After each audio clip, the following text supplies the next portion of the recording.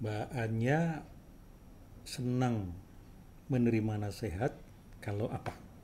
Apa kondisi atau hal-hal yang membuat Mbak Anya mau menerima nasihat? Jadi yang pertama, Mbak Anya membutuhkan nasihat itu. Artinya isi nasihatnya dibutuhkan. Yang kedua, diminta. Apalagi? Yang ketiga, tidak di depan umum, lebih suka di ruang privat.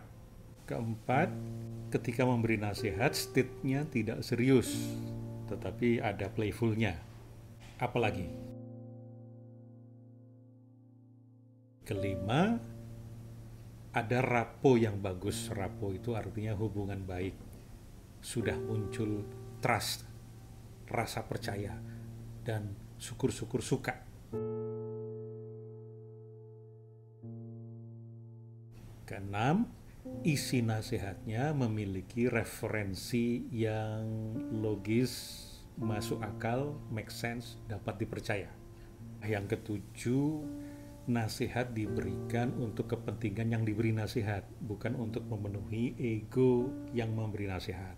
Kedelapan, dimulai dengan perilaku, tindakan dan kata-kata yang jelas, yang terdengar, terlihat, terasa, jelas konteksnya, kapan, di mana, bersama siapa, dengan proses yang seperti apa. Kesembilan, tidak menggunakan pola-pola bahasa yang menggurui atau mengkhotbahi. Kesepuluh, lebih suka juga ditanya pendapatnya. Kesebelas, dibantu untuk memanjangkan pandangan ke depan, pikiran ke depan, dampak atau impact dari perilaku yang dinasihati itu. Jadi kalau perilaku sebelumnya itu dampaknya apa, perilaku sesudahnya itu dampaknya apa. Nah, jika kita yang memberi nasihat sudah menjadi pribadi yang dapat diterima, maka kemungkinan nasihat kita itu lebih besar kemungkinan diterimanya. Bahkan mungkin besok-besok malah suka ketika diberi nasihat.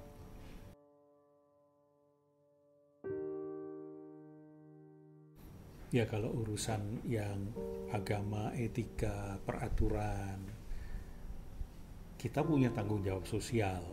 Tapi ingat, kita hanya responsible to.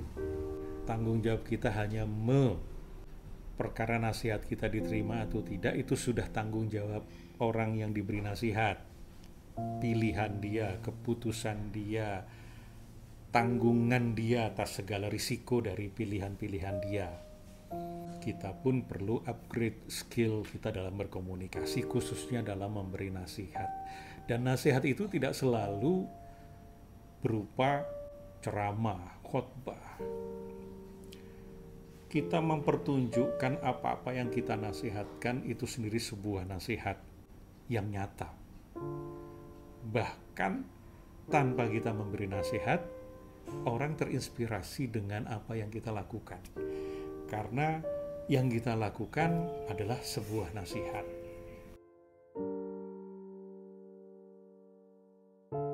Memang sebaiknya kita menjalankan apa yang kita nasihatkan, baru kemudian memberi nasihat. Tetapi tidak selalu harus begitu. Kalau saya berbuat maksiat, bukan berarti saya kemudian membiarkan orang lain mengalami maksiat yang sama dengan saya. Karena saya tahu dampak buruk dari maksiat itu apa, maka saya berniat untuk memberitahu dampak-dampak itu supaya orang lain tidak mengalami hal yang sama dengan kita. Kalau kita menunggu sampai kita bersih betul, tobat betul, tidak melakukan sama sekali, bisa-bisa sudah terlanjur terjerat maksiat yang sama dengan kita. Kalau kita sadar misalnya bahaya rokok, saya merokok tapi belum bisa keluar dari kecanduan rokok dan saya sudah mengalami dampak buruk dari rokok, bukan berarti kalau anak kita yang masih kecil merokok kemudian kita urung memberi nasihat karena saya sendiri juga merokok ya, baik kita berhenti merokok. Tetapi menunggu kita berhenti merokok bisa terlambat dan bisa fatal. Maka kita bisa memberi gambaran kepada anak kita, saya ini sudah merasakan dampak rokok dan sekarang sulit untuk keluar dari rokok. Maka jangan sampai kecanduan rokok, jangan sampai terperangkap oleh ketagihan rokok.